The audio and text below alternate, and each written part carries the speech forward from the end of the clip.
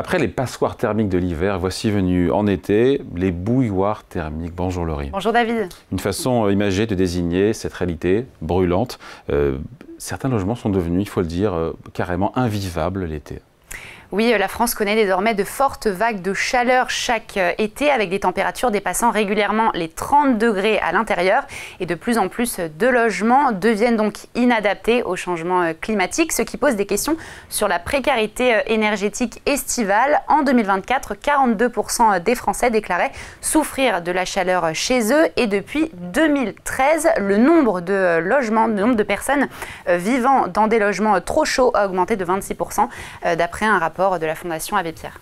Et donc avec ces vagues de chaleur qui sont de plus en plus fréquentes, la situation, on l'imagine, devient une urgence sanitaire, une urgence sociale. C'est ça le sujet. Oui, parce que vivre dans un logement qui surchauffe, ce n'est pas simplement désagréable, c'est un réel danger pour votre santé. Mauvais sommeil, transpiration excessive, difficulté à se déplacer. À l'été 2024, 3700 personnes sont mortes des effets de la chaleur, selon Santé publique France. Et les 3/4 avaient plus de 75 ans, alors même que l'été dernier n'a pas été particulièrement sévère.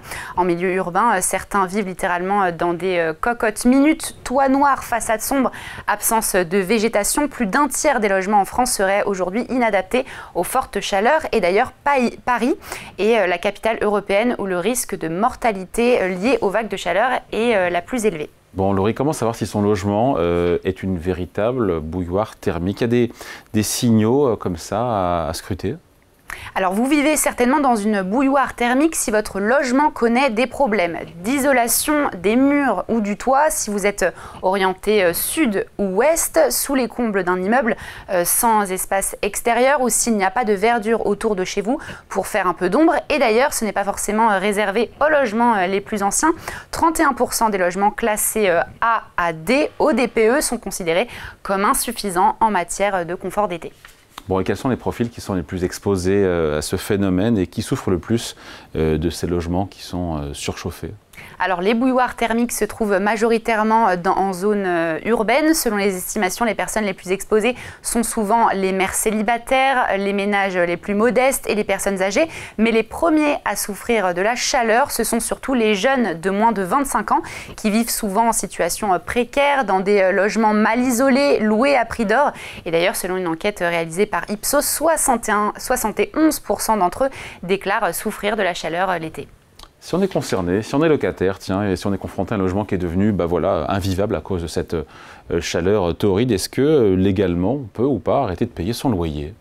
Eh bien non, même quand la chaleur devient insupportable, les locataires disposent de très peu de marge de manœuvre. La loi française est claire, un logement inconfortable, même inadapté pendant la canicule, n'exonère pas le locataire de son obligation de payer son loyer et ses charges. Un défaut de paiement, même partiel, peut conduire à la résiliation du bail et à l'expulsion, sauf si un juge suspend temporairement les paiements dans le cadre d'une procédure judiciaire. Bon, et on finit avec cette question. Face à ce problème grandissant, quelles mesures sont envisagées ou pourraient être mises en place pour améliorer la situation de ces millions de Français? Alors l'inconfort lié à l'habitat ne va pas s'améliorer, David, dans les prochaines années. Un Français sur 7 vivra d'ici 2050 dans une zone exposée à plus de 20 journées anormalement chaudes pendant l'été.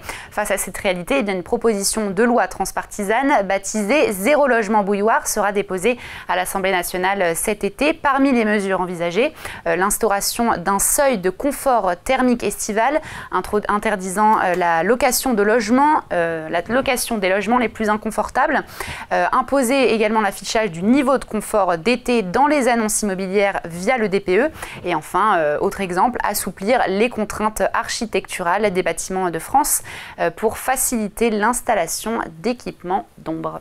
Allez, merci Laurie. Merci David.